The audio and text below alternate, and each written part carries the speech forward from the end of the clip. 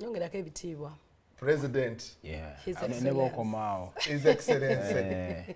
Nako kongeddeko.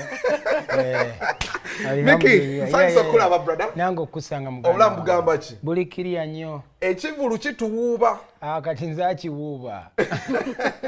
First and foremost, first thing first, nga kibi ekya. Yeah, kibi nnyo naye munnange kyenebaza Katonda nti saala zitambula naffe era Katonda atambula naffe nti akyalina omukka ogussa. Yeah, kye kisinga obukulu.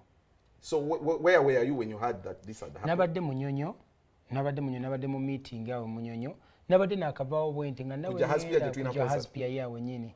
Kujja Haspia kati mbeera nfuluma bwenti olwokyali nankubira is a family friend.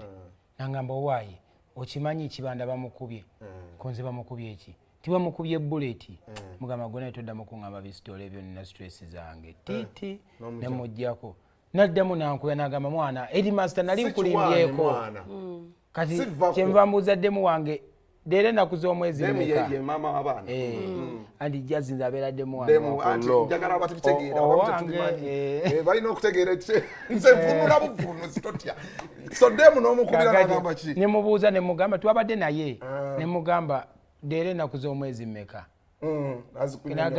nagamba lwaki waliwo obuzibu obutuusewo waka ne mugamba gusooka mbuli era nakuza omwezi meka ko ye nagamba oba zabadde nnya satu kakati ne mugamba si lumu ne mugamba ono gayalabika byayogera bituufu kakati nenkubira muganda wange gwenzirako manager wa Bobi ne mugamba owayi ki ekigenda maaso nangamba owayi bangambye Bobi bamukubye amagulu nesimanyi kigenda maaso naye nemujjako nasose mubuuza olina yaawo nagamba nagwe nkubidde waliwo ankubidde naye simanyi kigenda maaso nemujjako neŋŋamba ateeka okuba alina Nubian nenkubira Nubian nagamba mwana Bobi bamukubye amagulu ne waliwo ka clinic wamuddusiza ne mugamba wamuddusiza toli naye nagamba asiri naye nemujjako naye kati gude nafumbeera nakamujjako gyonna nkuya nagamba akubidde driver bamuyita Mark nagamba nti yakituufu bamukubye ne balina bamuddusiza ne bamutwala Nsambya. The navuze buvuzi straight paka Nsambya.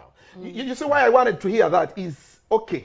Bobi Wine is yayingira ebyobufuzi, but then to some people he's a brother, a blood brother. So I want to know when these things happen, how do you react? How do you live with Bobi Wine as a brother mu mbeera gy'alira? Nze mwana nti nze ndi emotional nnyo kyova olaba kaakati era abamu nabatabukidde awo naye era banansaasira kubanga ate awo kati mbeera sikyalinze embeera sikyalinze kubanga nalabye bamuyingiza mu kasenge bajjayo empiso iso ng'ate sibitegeera kakati ate awo ne mmayuuka bumayuusi twogere ku kya emotions. Jackson, you said you're emotional.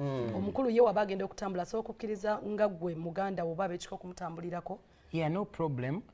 What if anything happens, family is that safe for you guys? Yeah, tuli bangi family nyingi nene nnyo ate Katonda munnange yagera kubanga tusobola n'olufunire ne wala gye tubeera naye kakati reason being lwaki si buli kaseera nti tubeerako kubanga abamu baagala kikozesa in a different way nti this is a family thing. This is not a family thing. Ate fene tukitwala nti buli omu since we tuba tulina enjiri gye tutambuza kubanga tubulira abantu amazima nga bwe twandyagadde bagatwale buli omu asobola okubeera waali na tetwetaaga kwekuuma wamu ngaffe okumanyisa abantu kubanga tuwano tetuliwo nga family wabula ndiwo nga Mikie Wine era nange n'eddoboozi lye nsobola okutuusa eyo.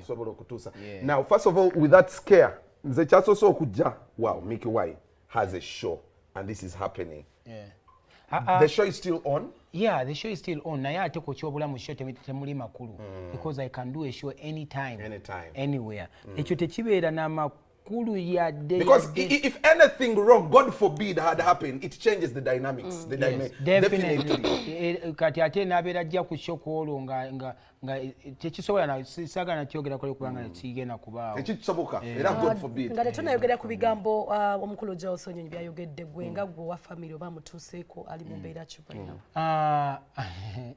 Omanyi twabadde tuli platform yaffe kambabyeko kakati Bobi n'agamba family be strong I'm alive and kicking kakati Eddie awe n'amuddamu n'amugamba please rephrase your statement you are alive but not kicking. Wow, what a fun.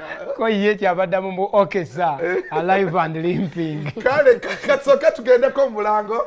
Upon return, at least that's a vote of confidence now. We are sure omukama wafe ali bulungi. And we want to discuss about Mikie Wine and the concert that is underway. What you are deciding after a long time. You get to China tickets. China tickets. Mikie Wine. How are you protecting them? Abana never basimbira ino. Kugula tickets za Mikie Wine. Ezangera yini basimbe kujazi. Kale katoto almost small time and we get back. Yeah.